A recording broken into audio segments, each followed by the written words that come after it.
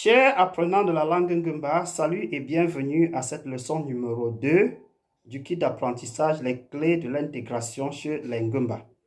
Cette leçon numéro 2 sera intitulée Les pronoms personnels sujets composés en langue Ngumba. L'objectif spécifique de cette leçon, c'est de vous rendre capable d'utiliser convenablement les pronoms personnels sujets composés en Ngumba. Pour y parvenir, vous devez connaître les pronoms personnels sujets de base, les pronoms personnels sujets simples. Les pronoms personnels sujets composés sont des formes qui dérivent des combinaisons de ces pronoms personnels sujets de base. Et bien évidemment, lorsque nous sommes dans les compositions, nous sommes éminemment dans la notion du pluriel. Il s'agit donc d'explorer d'autres formes d'expression du nous, vous, il ou elle au pluriel en langue Ngumba. Alors, à la première personne du pluriel, nous avons trois nous, comme nous l'avons dit dans la première vidéo, à savoir por ou bien pro qui signifie toi et moi. Il s'agit donc d'une composition entre le me et o. C'est me et o qui donnent un pro ou bien pro, c'est-à-dire toi et moi. Là, le deuxième nous, dans la forme simple, c'est pek, qui signifie nous sans toi, ou bien nous sans vous. La forme composée qui dérive de ce nous, c'est peki, qui signifie moi et lui. Moi et lui. La deuxième forme qui dérive de ce pronom pek, c'est pekapo ou bien peknapo. Pekapo ou bien peknapo, ce qui signifie moi et eux ou bien moi et elle. Donc lorsqu'on dit peki, les autres diront également pekni. Il s'agit de moi et lui ou bien moi et elle. Mais lorsqu'on dit pekapo ou bien peknapo, il s'agit de moi et eux ou bien moi et elle. Alors, le troisième nous en forme simple, c'est peu. Les formes composées qui en dérivent sont peuni. Les autres diront également penani. Penani. Voilà. Celui-là signifie nous et lui. Nous et lui. Alors, la deuxième forme, c'est peu à peu ou bien peu à peu ou bien peu n'a peu, qui signifie nous et eux ou bien nous et elle. À la deuxième personne du pluriel, souvenons-nous qu'en forme simple, en forme de base, nous avons pu. Les formes composées qui en dérivent sont puni, qui signifie toi et lui, et puis puapo ou punapo, qui signifie toi et eux ou bien toi et elle. À la troisième personne du pluriel, la forme simple c'est wop. Les formes composées sont wopi, qui signifie eux et lui, et puis wopapo ou bien wopnapo, qui signifie eux ou bien eux et elle. Voilà donc la liste exhaustive des pronoms personnels sujets composés en Ngumba.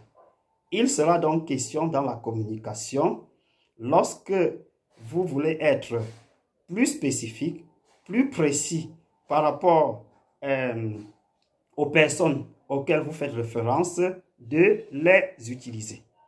À présent, nous allons nous allons les manipuler dans la conjugaison et dans un petit corpus.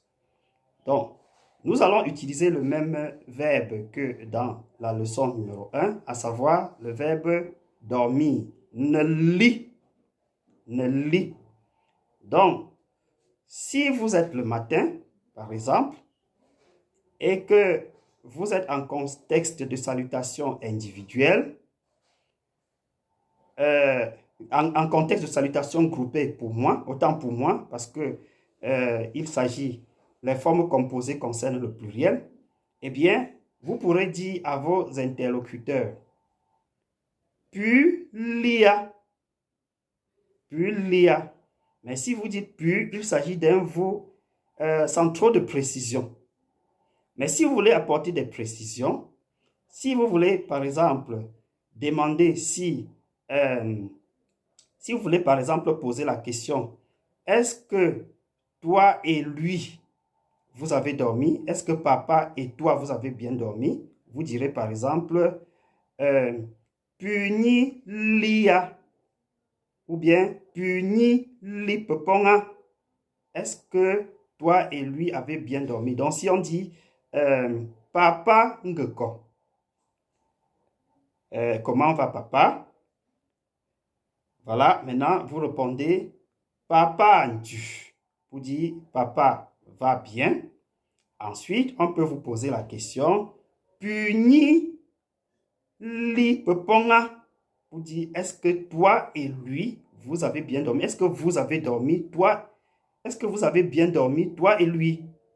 Voilà. Donc, et là, il vous répondra, par exemple, Peki li pepon, pour vous dire, oui, moi et lui, nous avons bien dormi.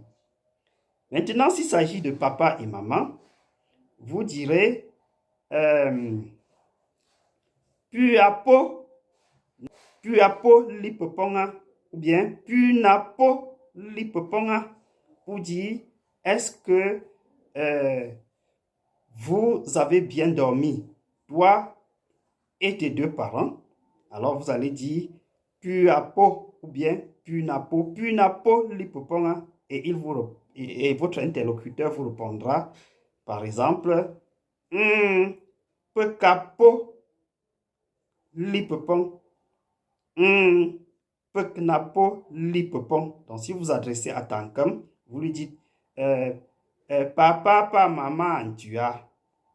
Il peut vous répondre wobantu. Comment vont papa et maman? Ils vont bien. Maintenant, avez-vous bien dormi? Là, il s'agit de vous qui concerne votre interlocuteur et deux autres personnes, c'est-à-dire eux. Est-ce que toi et eux, vous avez bien dormi? Puis apo ou bien puis napo nindia, et ils vous répondront il vous répondra pekapo ou bien peknapo nendi. Donc, voilà un peu comment ça marche. Maintenant, si vous voulez vous adresser à d'autres personnes, si vous voulez parler d'autres personnes en dehors de votre interlocuteur, vous poserez par exemple la question papa, comment vont papa et les enfants? Wobantu, ils vont bien. Wopapo nendia. Wopapo nendia. Est-ce que ils ont bien dormi, c'est-à-dire papa et les enfants? Et il vous répondra par exemple wopapo nendi. Donc voilà un peu manipuler dans l'expression les pronoms personnels sujets composés en langue ngomba. Donc les pronoms personnels sujets composés sont, au niveau de nous, les variantes qui dérivent de... Nous avons d'abord por ou por qui signifie toi et moi. C'est une combinaison entre me et o. Nous avons au niveau de pek nous avons peki ou bien pekni. Ensuite, nous avons pekapo ou peknapo. Au niveau de vous, nous avons puni et puapo ou punapo. Au niveau de il ou elle, nous avons wopi et puis nous avons wopapo ou wopnapo. Merci d'avoir été à l'écoute de ce petit numéro. Rendez-vous très bientôt pour la leçon numéro 3.